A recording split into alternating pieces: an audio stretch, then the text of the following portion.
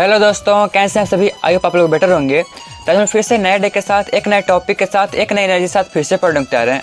आज हम topic cover करेंगे अकबर, जो कि सेकेंड पार्ट है। फर्स्ट पार्ट हम लोग कवर कर चुके हैं, जिसमें हम लोग ये समझे थे कि 1564 ईस्वी तक वो क्या क्या किए। अकबर 1564 ईस्वी तक क्या क्या किए हैं, उनका जन्म से लेकर 1564 ईस्वी तक हम लोग समझ चुके हैं। आज हम लोग 1565 ईस्वी से स्टार्ट करेंगे और उनकी मृत्यु तक जाएंगे। ठीक है, उनका जब मृत्यु हो जाती है उसके बाद अकबर जो खत्म हो जाते हैं, उसके बाद जो आगे होती है उसको अगला वीडियो में पढ़ेंगे। लेकिन आज हम लोग पढ़ेंगे 1565 ईस्वी का बाद की चीज़ें। चलते हैं बोर्ड पे, देखते हैं क्या है। सबसे पहले आप लोग का बहुत बहुत स्वागत है आपका अपना चैनल डिफेंस क्लास पे। चलिए ठीक है, तो अकबर जो हैं, हमें पिछला वीडियो में पढ़े थे कि 1562 ईस्वी में दास प्रथा खत्म किए हुए थे। किसको खत्म किए हुए थे? दास प्रथा को। और 1564 ईस्वी में वो जजिया कर जो था उनको मुक्त कर दिए थे, जो कि उनके जो परंपरा थी, उनके जो थी था मतलब उनके काल का जो था सुलह नीति का जो हिस्सा था उसको भी खत्म कर चुके थे। तो उसके बाद पढ़ते हैं कि 1565 ईस्वी के में वो क्या किए और क्या क्या उसके बाद क्या क्या किए। चलते हैं बोर्ड पे देखते हैं। तो अकबर जो है, इनका पहला वीडियो हो चुका है। पहला वीडियो देखकर यहाँ पे आए तो ज़्यादा समझ में आएगा। ठीक है, चलते हैं बोर्ड पे। तो 1565 ईस्वी में, कितने में? 1565 ईस्वी में, ठीक है, 1565 ईस्वी में ये असीम,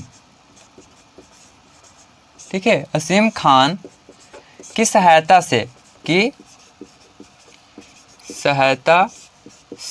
असीम खान की सहायता से ये एक किला पे या फिर एक राज पे आक्रमण करते हैं। ठीक है, उस किला का जो नाम था वो था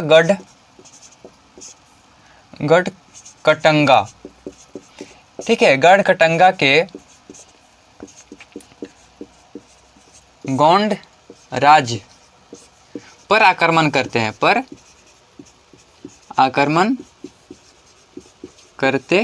हैं।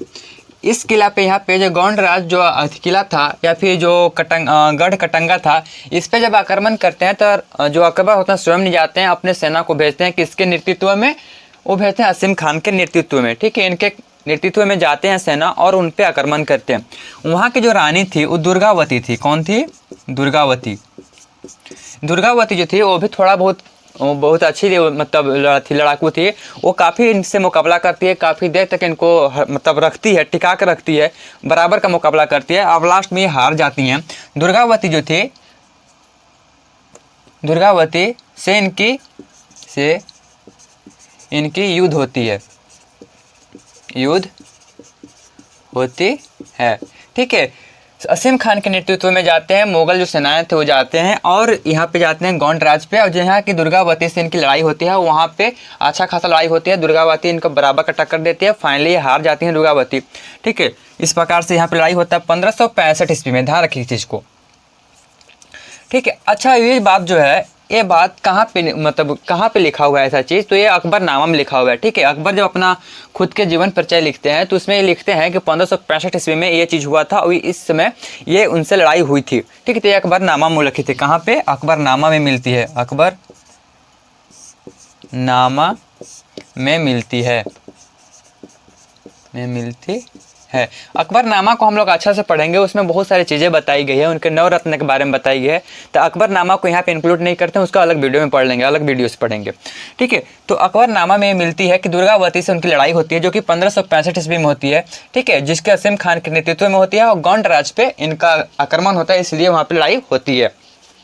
चलिए, अब आगरा से, ठीक है, आगरा से 32 किलोमीटर दूर आगरा से बात किया जाए तो 32 किलोमीटर दूर एक जगह का निर्माण करवाया गया, जिसे हम लोग फतेहपुर सीकरी के नाम से जाते हैं। फतेहपुर सीकरी। ठीक है, फतेहपुर सीकरी के नाम से जानते हैं, के नाम से जानते हैं। बात समझ रहे हो? आगरा से 32 किलोमीटर की दूरी पे दूरी पे फतेहपुर सीकरी नामक एक स्थान है जो कि अकबर ने वहाँ पे उसका निर्माण करवाया था, अकबर ने उसका स्थापना की थी। ठीक है, फतेहपुर सीकरी के प्रवेश जब करते हैं लोग जब करते हैं तो वहाँ पे एक बुलंद दरवाज़ा बनाया गया है जिसका नाम बुलंद दरवाज़ा है। दरवाज़ा के नाम बुलंद है, वो बहुत बड़ा दरवाज़ा है जो कि बताया जाता है कि इंडिया का सबसे बड़ा दरवाज़ा बनाया गया तो बुलंद दरवाज़ा ही है।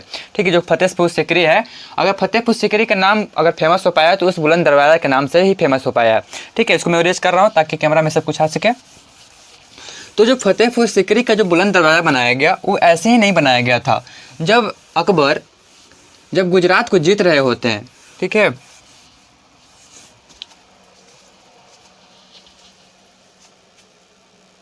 चलिए, जब वो गुजरात को जीत रहे होते हैं या फिर जीत जाते हैं, अकबर जब गुजरात को जीत जाते हैं तो उसके उपलक्ष्य में वो बुलंद दरवाज़ा का निर्माण करवाते हैं।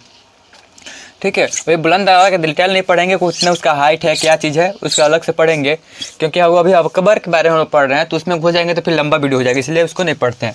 बाद में उसको भी कभी कवर कर लेंगे कि बुलंद दरवाज़ा का हाइट क्या है, लंबाई क्या है, उसमें किस किस मेटल का यूज किया गया है या फिर क्या चीज़ किया गया है, सब समझेंगे उसके बारे में। तो कहाँ पर था बुलंद दरवाज़ा?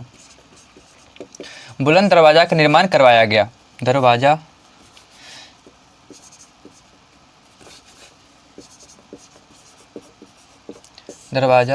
का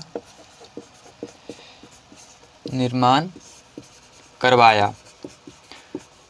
ठीक है, जब वहाँ पे फतेहपुर सीकरी में आप एंटर करोगे तो आपको बुलंद दरवाज़ा से ही होकर अंदर जाना पड़ेगा। तो वो जो दरवाज़ा बनाया गया वो अकबर के द्वारा बनाया गया था जो कि गुजरात को जीतने के उपलक्ष्य में बनाया गया था। अब कब बनाया गया उसको जब बुलंद दरवाज़ा वाला पढ़ेंगे वीडियो उसमें हम लोग समझेंगे कि बुलंद दरवाज़ा का हाइट क्या है, उसकी चौड़ाई क्या है, उसकी मोटाई क्या है, उसमें क्या क्या यूज किए गए हैं। ठीक है, वो कब बनाया गया, इस सब चीज़ को पढ़ेंगे।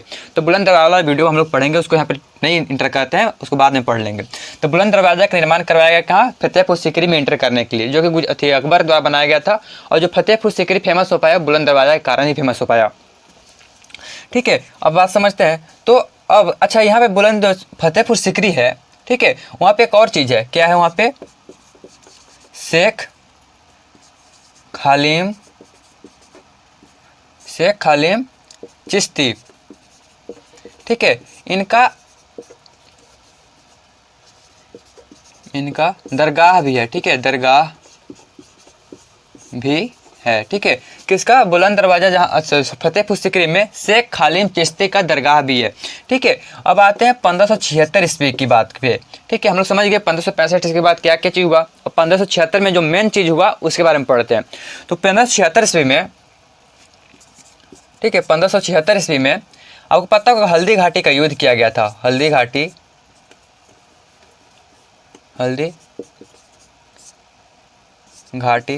का युद्ध हुआ जो कि बहुत बड़ा युद्ध हुआ था। और इसमें बोला जाता है कि जितना बड़ा जीत अकबर को होता है उतना ही बड़ा जीत महाराणा प्रताप का भी होता है।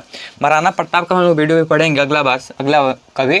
तो महाराणा प्रताप में हम लोग समझेंगे कि उनको वो इतना बड़ा, और हार भी गए फिर भी उनको इतना बड़ा नाम कैसे हो पाया, क्यों हो पाया, सब चीज़ समझेंगे तो महाराणा प्रताप में। ठीक है, तो 1576 ईस्वी में हल्दी घाटी का युद्ध होता है। किसके बीच में होता है?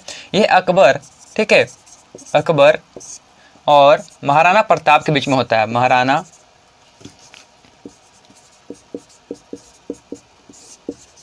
प्रताप के बीच में होता है,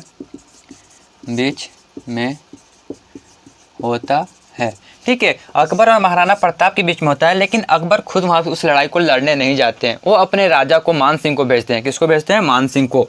ये अपने राजा एंड फिर ये राजा मान सिंह को भेजते हैं। राजा मान सिंह को भेजते हैं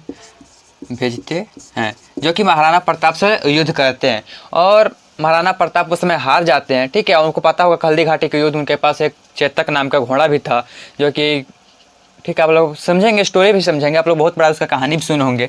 ठीक है, तो ये अकबर जो होते हैं राजा मान सिंह को भेजते हैं किससे युद्ध करने के लिए? महाराणा प्रताप से। उस समय हार जाते हैं महाराणा प्रताप। ठीक है, हल्दी घाटी के युद्ध में हारते हैं महाराणा प्रताप। ये युद्ध हुआ था 1576 ईस्वी में, ध्यान रखिए इस चीज़ को। ठीक है, ये युद्ध होता है 1576 ईस्वी में। आपको पता होगा कि अब जैसे मैं पहले भी बोल चुका, इस वीडियो में पहले बोला कि अकबर के पास 9 रत्न थे। ठीक है, जिसमें कि बीरबल आते थे। ठीक है, और बहुत सारे और भी 9 आदमी हैं। ठीक है, तानसेन हो गए, बहुत सारी चीज़ें हैं। तो उसको 9 आदमी थे जो कि बहुत ज़्यादा फेमस थे, ठीक है, नवरत्न के नाम से उनको जाना जाता था। उन नवरत्न को हम लोग अकबरनामा में पढ़ेंगे। जब अकबरनामा को हम लोग वीडियो कंप्लीट कर रहे होंगे उसमें उसका डिटेल में पढ़ेंगे कि कैसे थे, क्यों नवरत्न के नाम से उनको संबोधित किया गया, उसमें सबसे मेन कौन था, ठीक है। आपको पता होगा बीरबल थे, लेकिन सबसे मेन जो उसमें था कौन था समझेंगे अकबरनामा वाला वीडियो में, ठीक है। तो उनके पास क्या थे, नवरत्न थे, अकबर के पास नवरत्न थे, ठीक है। नवरत्न में बहुत सारे 9 आदमी हैं, ठीक है। 9 आदमी के बाद में पढ़ लेंगे हम लोग, ठीक है। इसको मैं सीरीज कर सकता हूँ। चलिए तो अब आगे देखते हैं। अब समझते हैं कि पहले के लोग के पास जो थी वो संगीत हुआ करते थे, मतलब वो संगीत तो कुछ नाम से होते थे, ठीक है। तो उनकी जो परंपरा थी, जो उनकी जो संगीत की परंपरा थी, उसको किस नाम से जानते थे, तो उसको हम लोग जानते थे, ये उसको एक तो तानसेन था, ठीक है, तानसेन, और एक और कौन था, एक और था सेनिया, तानसेन और सेनिया। ये 2 ऐसे थे जो कि संगीत की परंपरा थी, मतलब अकबर के दरबार में संगीत की जो परंपरा थी उस सेनिया और तानसेन का था, ठीक है। ये संगीत का परंपरा थी, ध्यान रखिएगा इस चीज़ को, इसको ध्यान रखिएगा 2 चीज़ को। और फाइनली 1605 ईस्वी में अकबर की मृत्यु हो जाती है, अकबर की मृत्यु हो जाती है, ठीक है। 1505 ईस्वी में अकबर की मृत्यु हो जाती है, ठीक है। अच्छा, इसका जो मकबरा बनाएगा अकबर जो है क्या किए थे कि इनके जो दादाजी थे यानी कि बाबर, उनका पहला मकबरा काबुल आगरा में बनाया गया था, लेकिन उसको अंथासित करवा के उसको यहाँ से हटवा देते हैं और उसको काबुल ले जाते हैं, किसका, बाबर के मकबरा को। फिर इसके बाबर का जो बेटा हुए हुमायूं, उसका मकबरा दिल्ली में ही बनता है, जो कि इनके पिताजी हुए अकबर का। अब अकबर का मकबरा बनता है आगरा में, कहाँ बनता है, आगरा में, आगरा में बनता ही, आगरा के सिकंदरा में बनता है, ठीक है, सिकंदरा में बनता है, ठीक है। इनका जो मकबरा बनता है आगरा के सिकंदरा में बनता है, ठीक है, इनका मकबरा, किसका, अकबर का। और इसका मकबरा बनाने का काम कौन करते हैं, इनके जो बेटा थे जहांगीर, मकबरा जहांगीर द्वारा बनाया जाता है, जहांगीर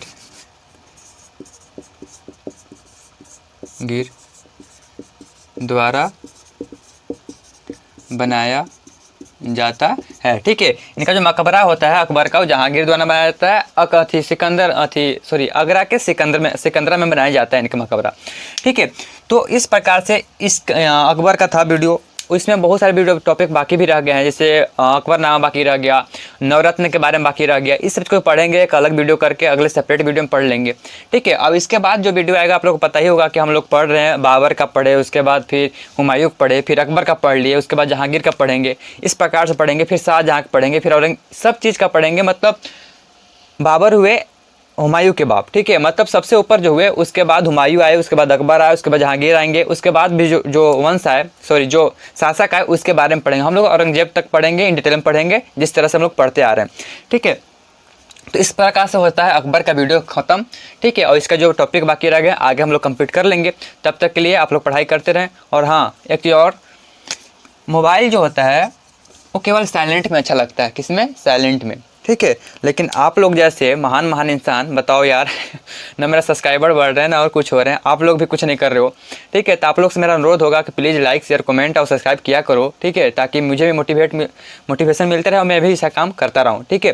तो मोबाइल केवल साइलेंट में अच्छा लगता है। आप जैसे लोग साइलेंट अच्छा नहीं लगते हो तो प्लीज़ कुछ हरकत किया करो, एक्टिविटी किया करो, ठीक है। तब तक आप पढ़ाई करते रहें। All the very best, thanks for watching this video.